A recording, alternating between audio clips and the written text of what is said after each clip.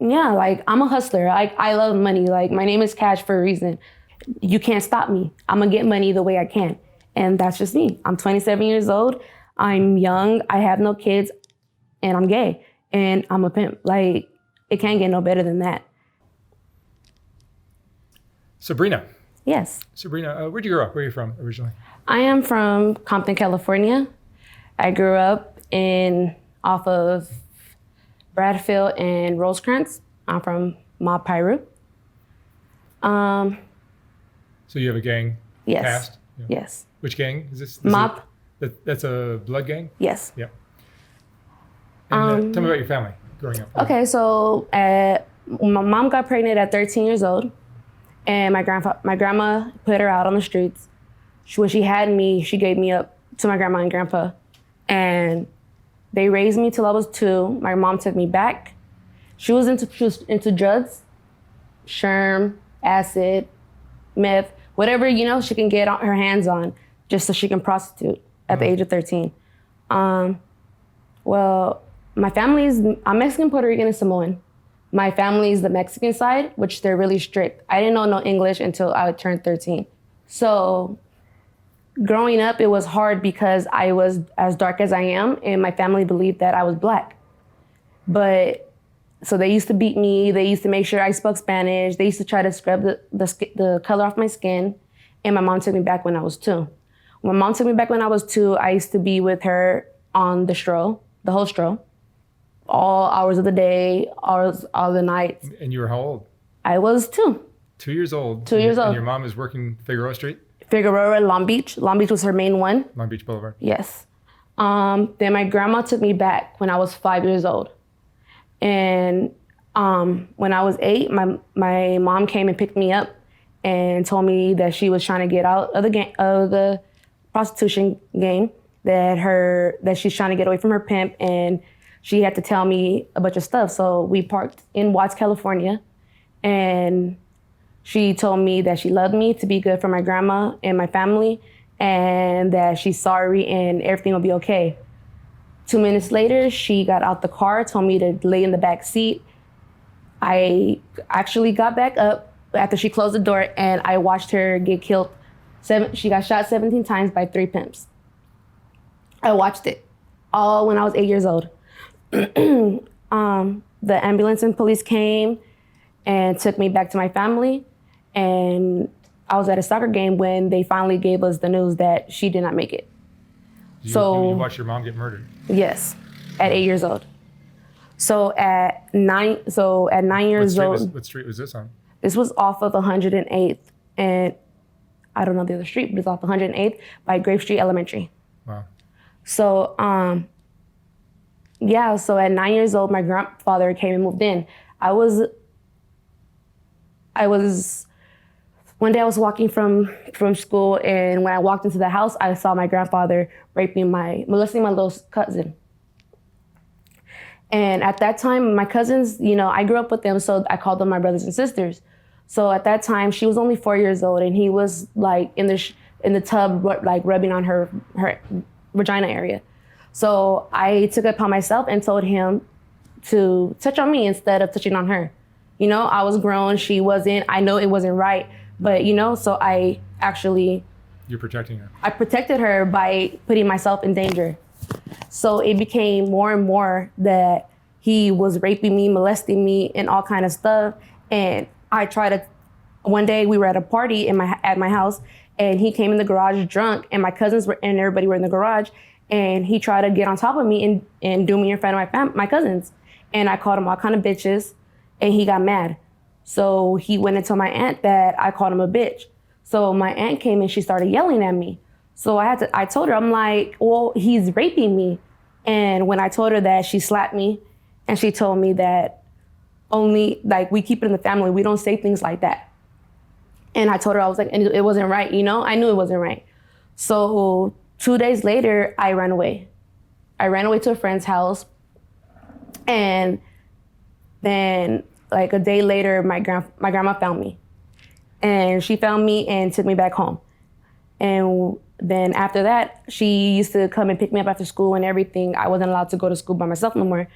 And one day I found a way to run away again, and I did, and they didn't catch me. So this time my uncle came in to look for me. He came to look for me, and my friends told me where I was. This was all at 12 years old. So they told him where I was. He came and got me and took me to Rancho. From there, I told him where I was, and that's why I told him everything that happened. And he was so upset that he went back to the house and tried to look for my grandfather, but he was gone. My grandfather knew what he did, and he knew, the things that were gonna happen to him. So he left. I went back home. Every day I was beat, because my grandmother was mad that I got rid of my grandfather. So in order to cope with it, I joined a gang. And, I wasn't a bad kid. I loved school and all that, but in order for me to deal with the gang and stuff and deal with school and not be tired and stuff, I started doing meth at 12 years old.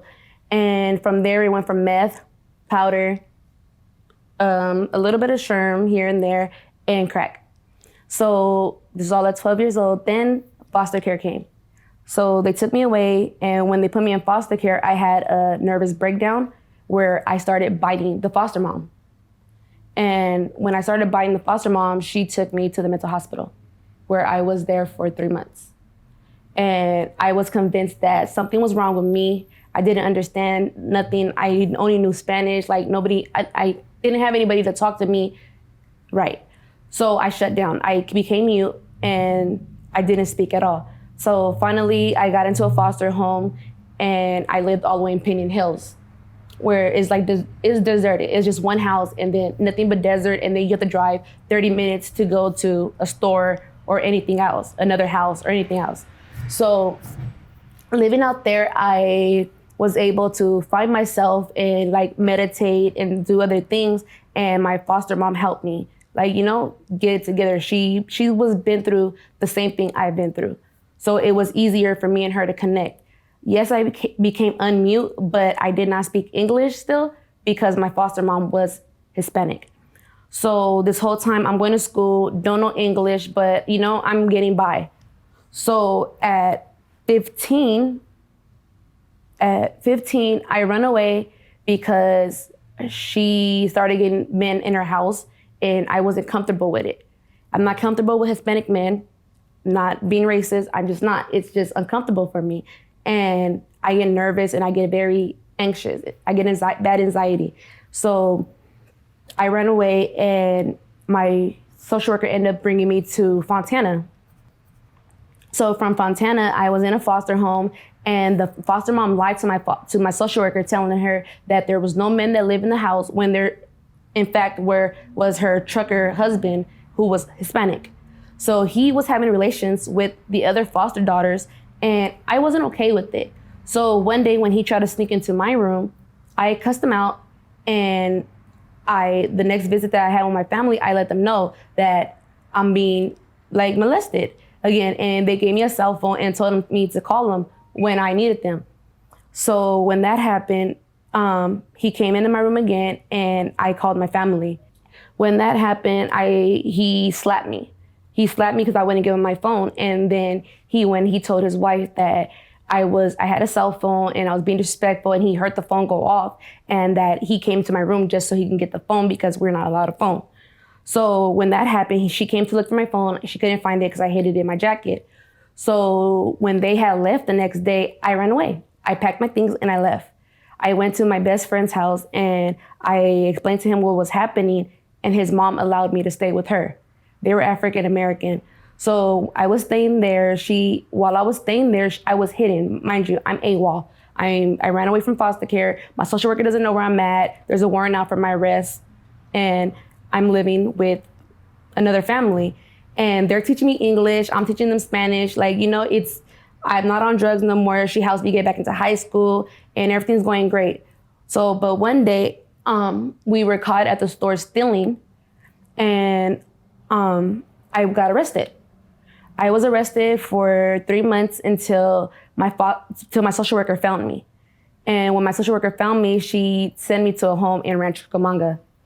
At that home, The mother was young and she liked the club and she had kids who were pimps.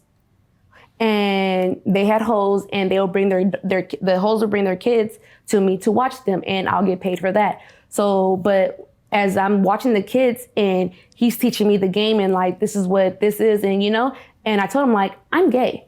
I like women, So he was just like, well, then I'm gonna teach you the game so you can become a pimp.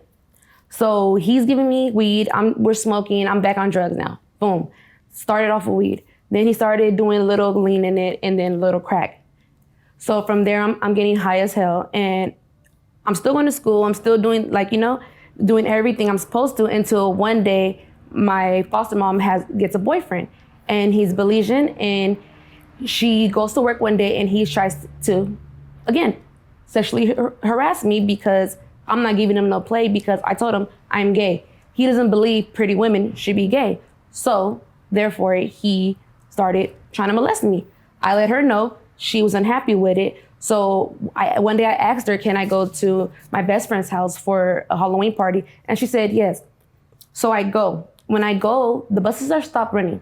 So the bus stopped running and I called her and I let her know like, okay, can you come get me? Because, the party's over. She was just like, no, you ran away. You did this and that. Like, I don't want you back. So I call my social worker. I let my social worker know what's happening and I go and I stay there. So I'm getting high because I'm worried that I'm going to go back to jail and like I'm crystalled out of my mind, like just so crystalled out of my mind. So when I call my social worker the next day, she tells me that it's okay for me to stay where I'm at. So I stay there. I go to I'm in high school and every day at this foster home, I'm fighting her daughter. Every day, like it was a constant go. Like every day I wake up, I have to fight. Every day, this and that. Like it was so dramatic in that house. It was so uncomfortable for me to live. But yet, I still did everything I was supposed to. I went to work. I went to school. I did everything. I graduated a year before I was supposed to graduate, and I was just working that whole year. So I would pay rent. I would do everything I was supposed to, watch the kids, all that, and when I graduated high school, I paid for all my own high school experience. And after that, I went to college. I got an AA in sociology. And I was sober for a little bit until I got put out of the house. And when I got put out of the house, I was forced to go live with her daughter. When I went to go live with her daughter used me just like a babysit the kids and so she can get money off of me. And after that, I just called my old foster brother and I told him like, I need money. I'm tired of just sitting here in the house. I'm tired of being broke. I'm tired of being like bothered like this, and I want money. So he took me out to San Bernardino off of G Street, and he was like teaching me, like telling me like, oh, this is this and this. And now I'm getting high again with him, popping mollies, popping e-pills, getting high and leaned out and just awake all night, all day, just so I can be able to learn the routes. So once I learned the routes, I called my little friends that liked me and stuff on Facebook, and I let them know like, oh, do you want to make extra money? This is this, this and that. And so they were just like, yeah. So I go pick them up and I put them down. Money starts coming in. I learned how to post them. I post them on Craigslist, Backpage, Redbook, Meet Me, all kind of websites that I can put them on just so I can make money. And the money was flowing in and I got addicted. So I started getting addicted, and that's when I started pressing crystal hard. I started slamming it. I started smoking it, started sniffing it. Whatever I can do with crystal, I did it. I chiefed it up back there, and I just, anything to get a high so I can be okay with it, And as a woman, I couldn't be in the car. It would be suspicious. So I used to dress as a prostitute and go down and, be around the girls. And in order to stay warm, I had to do other drugs. So I did crack.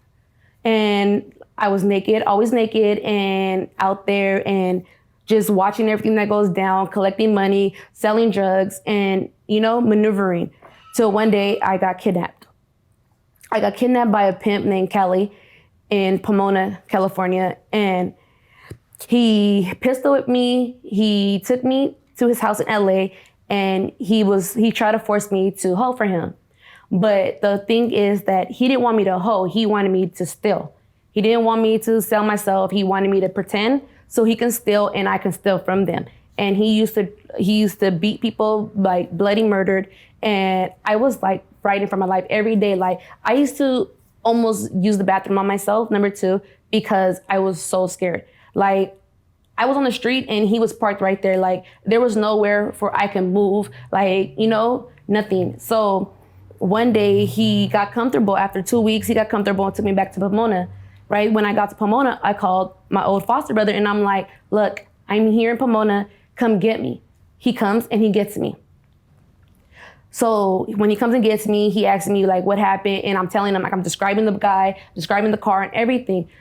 Come to find out that it's his cousin. His cousin saw me one day and he was just like, I want her and I'm gonna do whatever I gotta do to get her. So when he finds out it's his cousin, they end up fighting in the street. Boom. We all go to jail. I go to jail and I get released and I go home to Compton, California. And I started gangbanging again, and I started really like selling drugs and pimping and doing all this kind of stuff and to get money. And my family started disowning me. When they started disowning me, I started slanging to my family. Like I started giving my family drugs and, doing it like that. And then I started pimping on my little sister. She was 15 years old and she wanted to hoe, so I had her hoeing for me. And you're how old now? Me, I was 21 at the time. You were 21. Yes, and I was 18 and she was 15. Got it. So I'm selling her, me, my guy friend, and her, we're thugging it. Then we started getting more females. And Gina, my little sister, runs away and she doesn't come back. She goes back home. And she's pregnant and I'm still doing me. Then my other girl leaves me because she got ran over by a car and she felt like I didn't care. So now I'm here, I'm slanging dope in the riverbed. I'm sleeping in tents. I'm cracked out of my mind. I'm like just so crystal out of my mind. I'm going from garage to garage to garage and hotel to hotel to hotel, tent to tent to tent, all in Norwalk Riverbed by the Green Line station. So then one day my friend hits me up and he's like, oh, I got a girl for you. So I go to Southgate and I meet this girl. She tells me she's 18 years old. At this time, I'm 21. So she tells me she's 18 years old and that she wants to hoe. So we started doing it. I got her hooked on crystal meth. And so we're getting high as hell. Me and her end up falling in love with each other. And after we fall in love with each other, I'm like, hey, I don't want you hoeing no more. She was just like, well, this is the only way to make you happy. So I'm gonna go ahead and hoe. So she's hoeing and we're doing this whole thing. Well, one day I get pulled over by the police and they find my gun in my car and they take my best friend to jail. They take him to jail, and then when they ID her, they find out that she's missing. She's been missing. So me not thinking, because I'm so high and haven't been to sleep, so I'm delusional. I'm like, what do you mean? Like, why are you taking, this is my girl and whatever not. They were just like, well, either we take her or we take you. And I'm like, why would you take her? They were like, well, she's 17 years old. And I'm like, well, take her then. Like, I'm not gonna go to jail. So they take her, and so she hits me up and tells me I'm messed up, that she's being raped by her dad, and that I need to come get her. Well, I can't come get you. So I leave her where she's at. So I end up bailing my best friend out, and we're in his garage, and I get a phone call from the girl. And she tells me like, oh, I need you to meet up with me. I got money for you and all this. Now me, I'm so money hungry and so delusional, I go. So when I go over there, we're talking and I fall into her trap that, like I started answering questions that I shouldn't have answered. Like she asked me, why did I do it to her? I told her because I needed the money. Why did I beat her? Why did I make her have sex with Eric? And I'm like, I didn't have you have sex with Eric. You chose to have sex with Eric for some money. So she set me up, and all I know is SWAT came swarming. She was an informant? She was an informant, and I got put on Long Beach and Rosecrans at McDonald's. They swarmed up on me, and they took me to jail.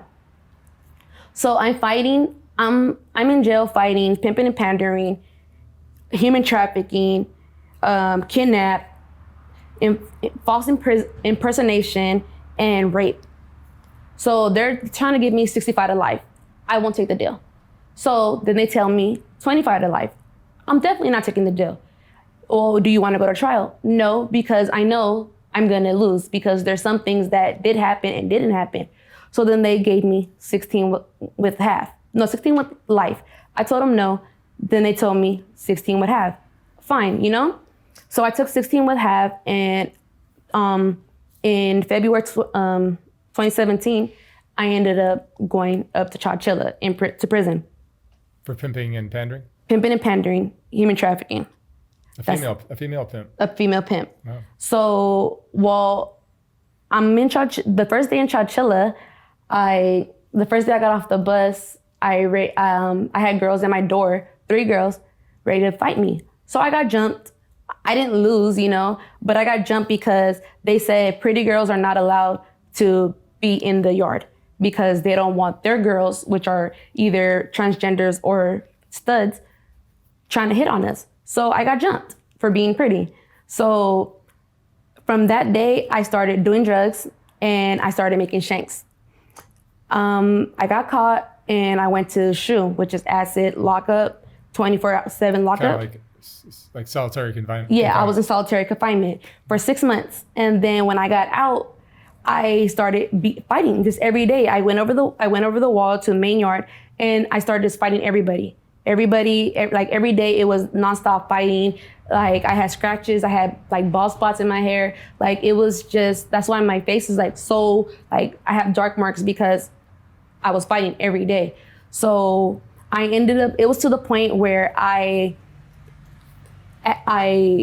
hated people and I didn't stop. Like every day was fight for me. So one day this girl that was always bullying me since reception, I had enough of her. So every time I seen her, it was a fight on site. Like I would go to her school, I would go to her school, beat her up. I'll go into her room, beat her up. I'll go to chow, beat her up. I would like everything until she started pressing charges on me, and I ended up with an assault and battery charge. So here goes more time. So they pushed me from 2021 all the way to 2026.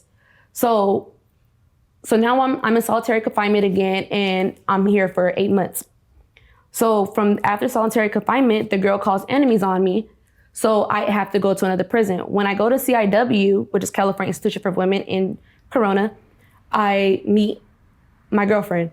And when I meet my girlfriend, she tells me like, she's not gonna put up with my shit, that she needs me to go home before time.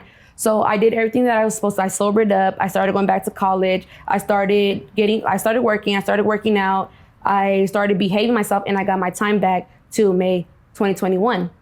Well, my best friend that was there at the time, she was a drug addict, and, you know, I got back on it because, you know, being in a room with her, I got back on my drugs. So now I'm trying to keep it like, oh, I'm not on drugs, but I am on drugs, you know, like trying to keep it away from the police. So, and trying to hide it. And it got so hard that I just passed out. So I asked them to put me back in Walker, which is the mental institution.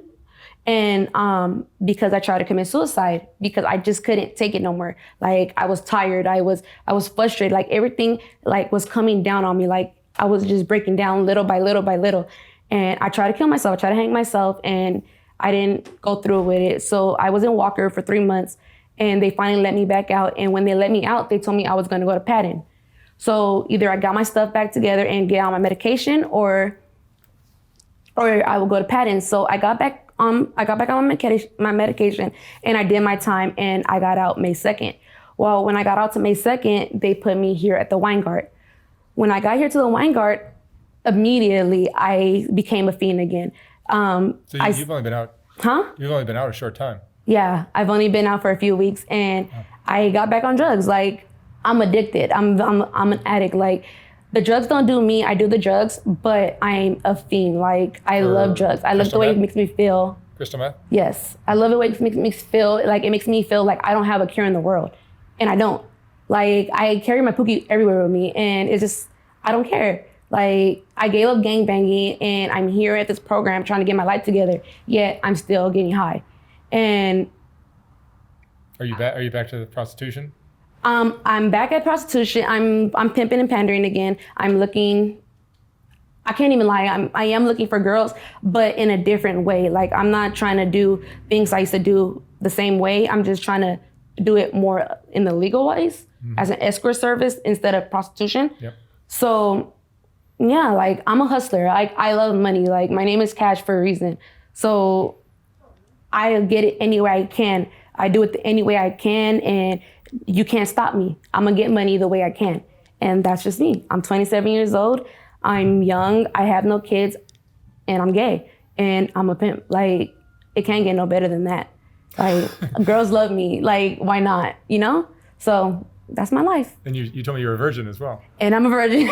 I'm a 27-year-old virgin. No, yes. but you've been molested by your... I've been molested, but in my eyes, I haven't gave myself up. Oh, I see. I haven't said yes. So in my eyes, I'm a virgin. Yeah. Whether they took it or not, in my eyes, I'm always going to be a virgin until I'm ready to go ahead and be like, all right, take it. One day, maybe. I want kids, so it might be soon. Well, I'm glad you're playing the game a little smarter than you were before. Yes, of course. I'm not sure it's still... It's not smart, but it's smarter. Smarter, yes. I mean, it's hard out here. COVID, it's hard to get a job out here nowadays. It's hard to get your social. It's hard to get your... So what's your view on taking a young girl, and putting her to work and... Well, okay, so when I was doing my sister, she told me either I do it with her, like either I pimp on her, or she was gonna go to someone else. This is the same sister that was molested by my grandfather, and I helped her out. So why not? She's gonna do it anyway. She's gonna do it anyway, so why not look after her? And with her, it wasn't like I was like, oh, go out there, bitch. Like, no, I had her, and I was in the room with her while she was doing her dates. I was there protecting her. Now with everyone else, I didn't give a fuck. I didn't give a shit. Like, if they went to jail, I didn't give a damn. Like, that's you guys. You guys chose to do this. With her, I was there every step of the way, you know, until she ran away, and I was like, all right, cool. I don't have to worry no more. And I started really like pimping. But I do feel bad. And how is your arrangement? They bring you the money? I collect the money before they do their date.